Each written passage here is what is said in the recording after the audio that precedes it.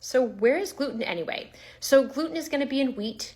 It's going to be in rye and barley. Now you're going to think about things like bread and cookies and crackers and beer and things that are made from wheat. So if it has wheat in it, and that's the grain that's being used to make the crackers, then that has gluten in it. So you can't be on those things. So you'd want to do, if you want to do some substitute flours, there's a lot of things that are made with rice flour or made with oat flour, or it's made with a mix of tapioca flour and rice flour and all sorts of different blends.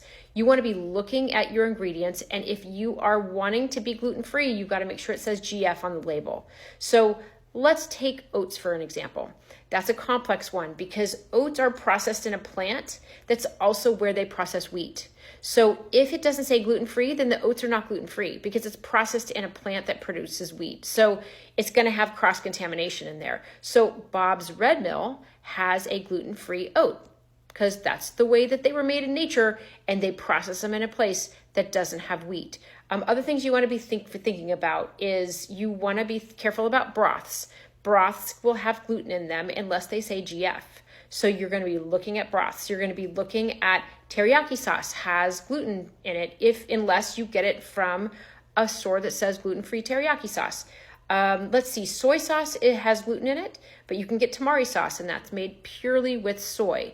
So if you have no issues with soy, you can use tamari sauce. You can use coconut aminos.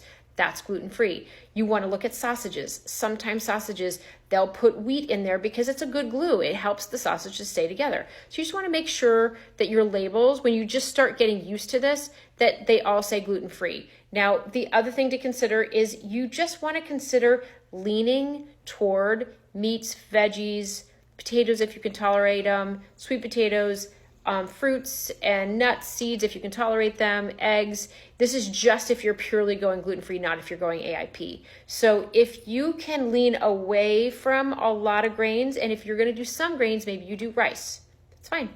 But if you want to do some grains, you can do quinoa because that's gluten-free. So things you want to think about is moving toward the meat as a meat-based diet with the veggies and low grains, because what I often see is people will jump straight onto a gluten-free junk food diet. So they're going to get cookies and crackers and all this processed food that is gluten-free, which is great, but it also is really processed and it can spike your blood sugar, and it's not got as many nutrients in it because it's just really sugary too, and it's just going to spike your blood sugar. So these are the things you want to think about. You can just look up what's gluten-free in my area. Get on the app called Find Me Gluten-Free, because you're going to find restaurants that show you where you can eat that have gluten-free menus. And when the waiter says, is this an allergy or is this a preference?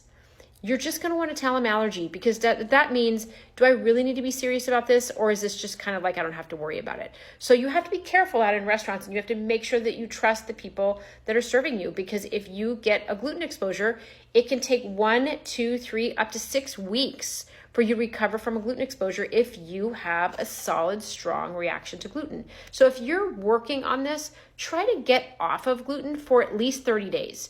And then maybe what you do is you go and have like an exposure and see how it makes you feel. It could make you tired. It could make you feel bloated. It could make you feel just inflamed.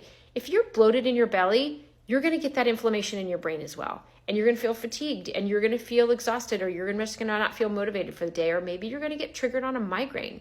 So these are the things to consider with gluten. Lots to talk about. DM me if you have more questions. I can answer some more questions. Maybe I can do just a live on gluten soon.